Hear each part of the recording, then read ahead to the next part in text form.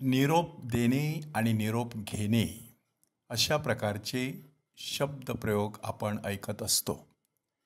निरोप घ्यायचा म्हणजे एखाद्या गोष्टीपासून संपूर्णपणे आपली फारकत करून घ्यायची.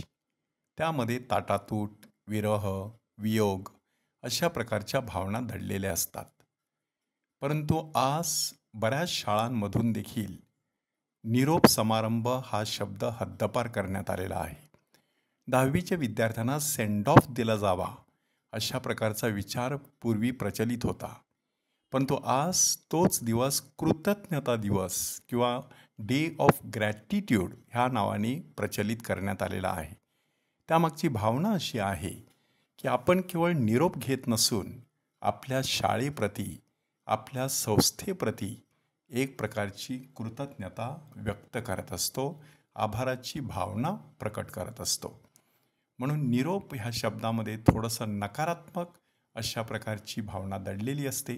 कृतज्ञता मात्र आपल्याला सकारात्मक विचार करायला लावत असते.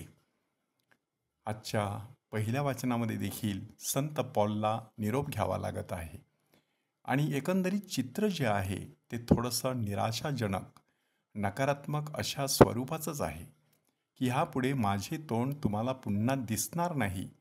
हे ऐकल्यानंतर तेथील लोक संत पौलच्या गळ्यामध्ये गळा घालून अक्षरशः रडू लागले. कारण त्याच्यामध्ये वियोगाची, विरहाची, ताटातुटीची भावना दडलेली होती. मात्र त्याच्याप्रती कृतज्ञता व्यक्त करणं हे देखील तिथल्या लोकांचं कर्तव्य होतं की संत पौल एवढे दिवस आपल्यामध्ये राहिला, तो आपल्याशी बोलला, त्याने आपल्याला परमेश्वराचा संदेश दिला. हे मात्र आपण विसरून चालणार नाही. प्रभू येशू ख्रिस्त देखील आजच्या शुभवर्तमानामध्ये सांगत आहे की हे पित्या, आता माझी तुझ्याजवळ येण्याची वेळ जवळ आलेली आहे. तू आपल्या पुत्राचे गौरव कर. आणि हे सर्व सांगत असताना त्याचं लक्ष मात्र कोणाकडे आहे? आपल्या सर्व शिष्यांकडे, की त्या सर्वांनी एकत्र राहावं हीच एक मनीषा प्रभू येशू ख्रिस्त त्या ठिकाणी व्यक्त करत आहे. म्हणजे ह्या ठिकाणी फक्त ताटातूट, फारकत, वियोग किंवा विरह आणि निरोप अशा प्रकारच्या भावना नाहीत. तर ह्याही पुढे आपलं कार्य आपल्याला पुढे सुरू ठेवायचं आहे. ते वेगळ्या पद्धतीने सुरू राहणार आहे अशा प्रकारची भावना व्यक्त करण्यात आलेली आहे. ह्या दिवसामध्ये आपण पवित्र आत्म्याचा नोवेना करत आहोत. पवित्र आत्म्याची 9 फळं, त्यापैकी प्रीती, आनंद, शांती, सहनशीलता ही फळं आपण पवित्र आत्म्याकडे मागितलेली आहेत. आज आपण आणखी एक फळ मागणार आहोत, ममता.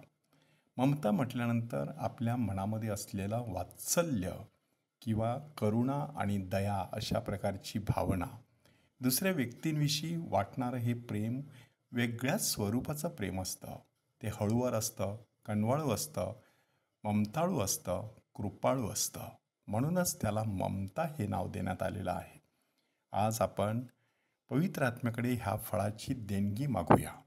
की बऱ्याच वेळेला मनुष्य अतिशय वृक्ष जीवन जगत असतो, अतिशय कठोर पाषाणमय हृदयी बनून जीवन जगत असतो. बुद्धीच्या पातळीवरती अकलेचे तारे तोडून त्याद्वारे सर्व गोष्टींचं नुसतं विश्लेषण करत राहत असतो.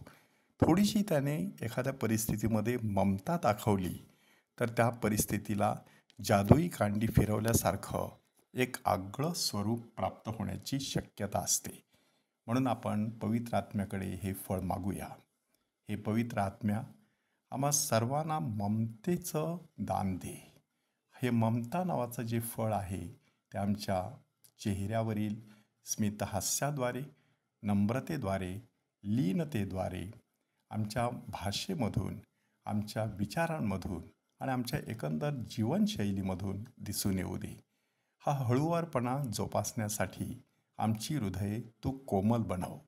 आमची पाषाणमय हृदय काढून टाक आणि त्या ठिकाणी आम्हाला मांसमय हृदय दे, की जेणेकरून जसा आमचा स्वर्गीय पिता दयाळू, कृपाळू, कनवाळू आणि ममताळू आहे, तसे आम्ही देखील ममताळू बनू शकू.